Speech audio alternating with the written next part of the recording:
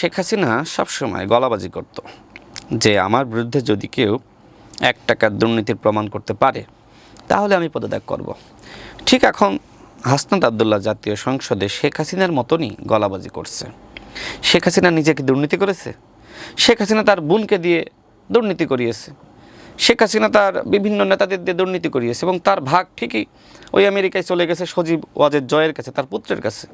তার পুত্র যে আমেরিকায় বিশাল ব্যবসা করে, তার পুত্র কি কোনো চাকরি করতো? কই থেকে আসলো টাকা? শেখ পরিবারের কি ব্যাংক ব্যালেন্স ছিল? কই থেকে আসলো টাকা? এই বিভিন্ন ব্যক্তিরা দুর্নীতি করেছে, শেখ হাসিনাকে একটা অংশ ভাগ দিয়েছে এবং সেটা দিয়ে সজীব ওয়াজেদ জয় ব্যবসা করেছে। ঠিক একইভাবে হাসনাত আবদুল্লাহ এবং সার্জিস সরাসরি কোনো দুর্নীতি করে নাই। শেখ হাসিনা যেভাবে দুর্নীতি করেছে, হাসনাত আবদুল্লাহ এবং সার্জিস সেইভাবে দুর্নীতি করেছে। প্রমাণ আপনি কোথায় পাবেন? শেখ হাসিনার বিরুদ্ধে কোনো প্রমাণ করতে পারবেন? এটা একটু শেষ করি। এখন যদি আপনি প্রমাণ করতে চান যে শেখ হাসিনা সরাসরি কাউকে হত্যা করেছে কিনা, আপনি প্রমাণ করতে পারবেন? পারবেন না তো। কিন্তু সে হত্যার নির্দেশদাতা এবং সে হত্যা করিয়েছে। ঠিক একইভাবে হাসনাত এবং সার্জিস দুর্নীতি করিয়েছে।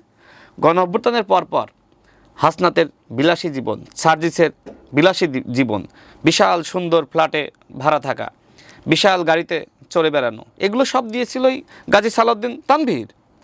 এবং এই তথ্যগুলো আমি সার্জিসের খুব ঘনিষ্ঠ বন্ধুর কাছ থেকেই পেয়েছি।